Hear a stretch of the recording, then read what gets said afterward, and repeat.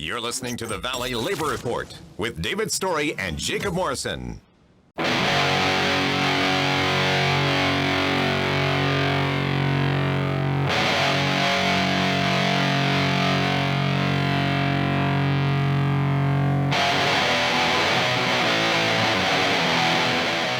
Let's go!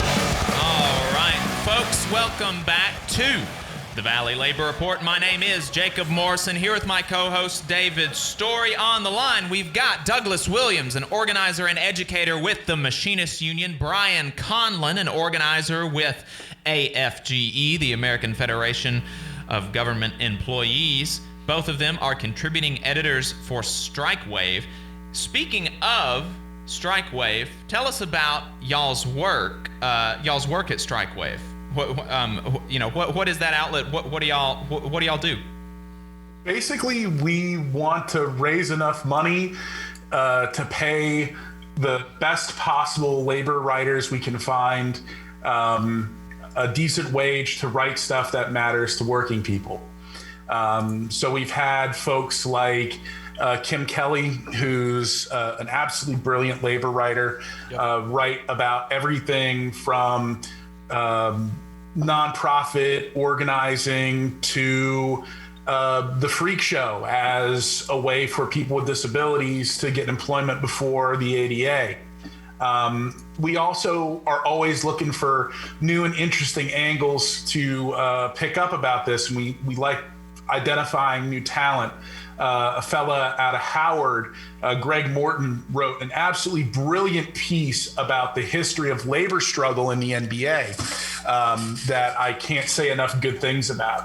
We've had in the federal government, like somebody who's got some pedigree as far as federal labor, Leah Russell, who was with Fed News Network, they've written for us as well. Like, we've got some absolutely wonderful pieces and statements from union efforts and organizing.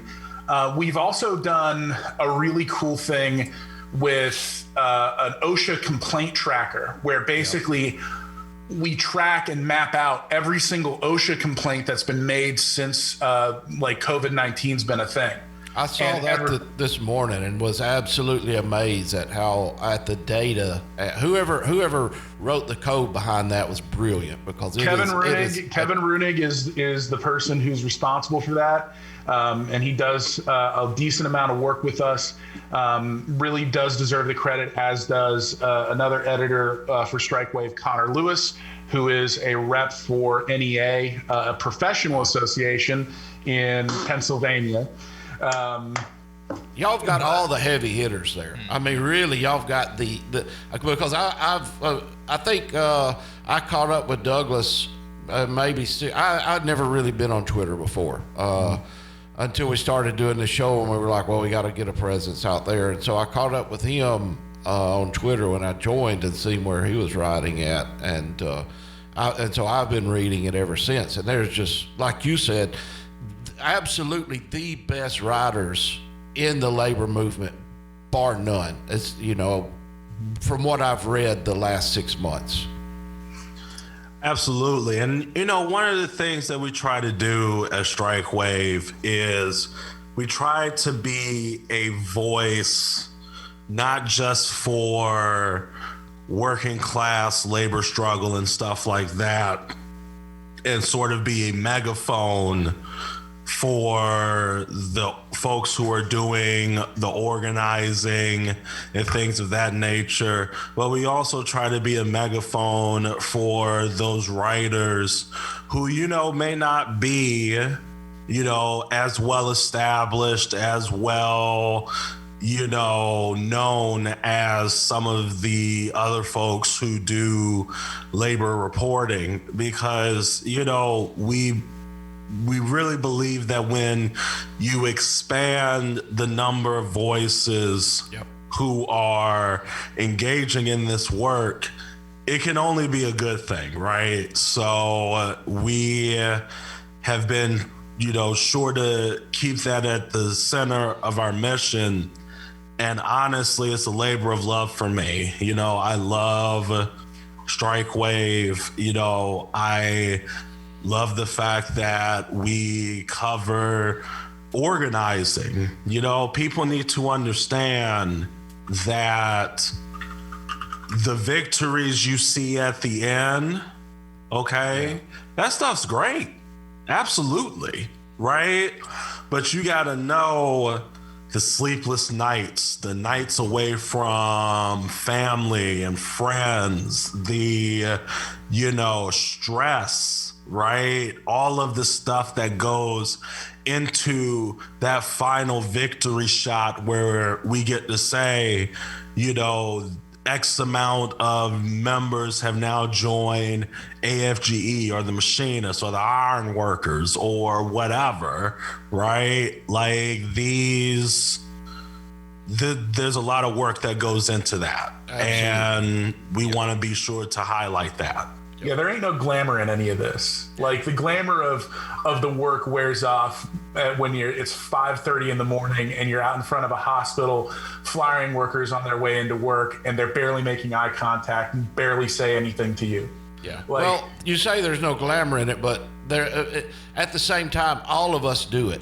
Mm-hmm. And Jacob and I not only organize, he's over at AFGE, I'm with the machinists, but we also created a branch of the Wobblies here in Huntsville, but specifically for organizing service industry, lower wage workers that are not, that's never going to get a nod from one of these international or national unions. But to tie that into what you were saying, all of us do it because we love people. At the end of the day, every one of us, it may not be glamorous, but that feeling of connecting with people on that personal level and talking to them about kitchen table issues and how the union can help and how they can help themselves pull themselves up by these solidarity efforts. It's extremely important. Absolutely. And it's like I would tell rank and filers in classes that I teach. It's like, how many of you are steward? And, most people raise their hands and stuff like that. And I'm like, well, listen, right? We're here talking about organizing. And I know we like to think that it's some big, grand, complicated thing. But thinking about your role as a steward, right? You talk to people.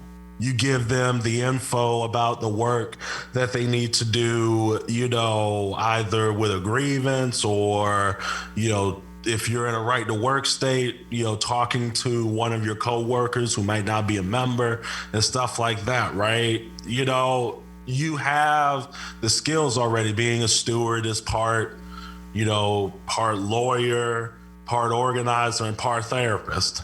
Right. And, it's about letting people know that they do the basic work of organizing every day. Now it's about harnessing that to make sure that we build our members up internally and as well as, organize new shops as well. Mm-hmm. Yeah.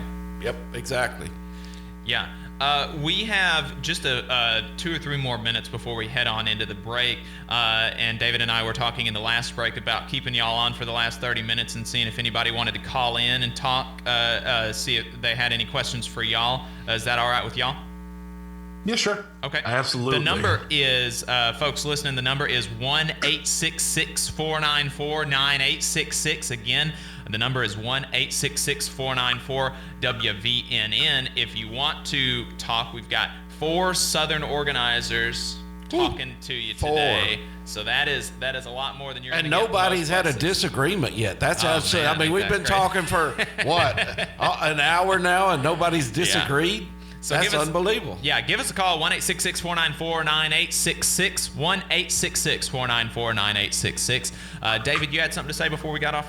No, I was saying put your lips up a little bit closer to that mic because I couldn't hear you that well. Yeah,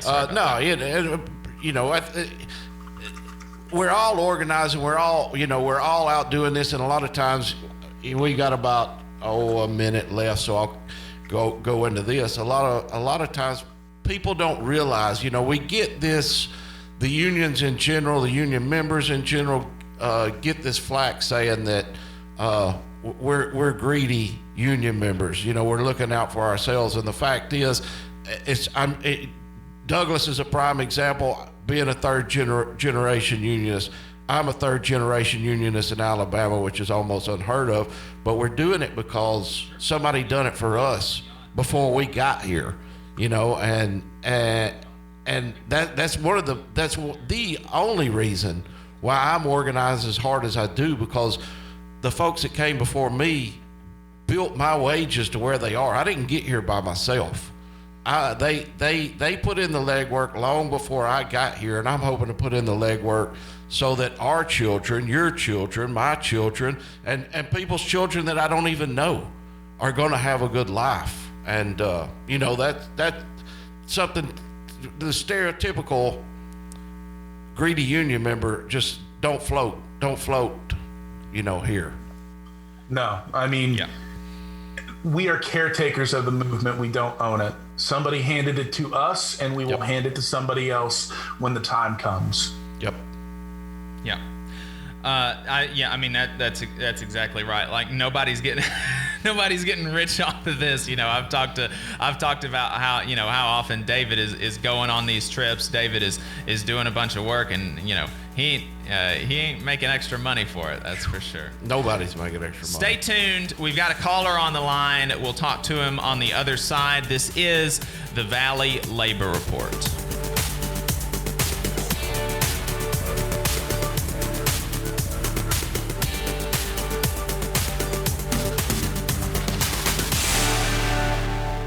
You're listening to the Valley Labor Report with David Story and Jacob Morrison.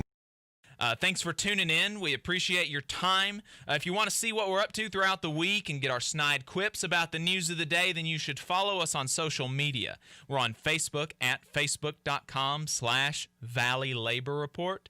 We're on Twitter at Labor Reporters. I'm on Twitter at JacobM_AL. David is on Twitter at Radical Unionist. That's spelled RADICL Unionist. If you missed part of the show and want to go back and watch it later, search YouTube for The Valley Labor Report and subscribe to our channel. You can go back and watch the full show there, and we also clip segments throughout the week. And we also upload the program on more than 11 different podcasting apps. So you can see if we're on your listening platform of choice. You can go to thevalleylaborreport.transistor.fm/subscribe. And if you appreciate our work and want to help us stay on the air, then consider throwing us a couple dollars a month on patreon.com/The Valley Labor Report.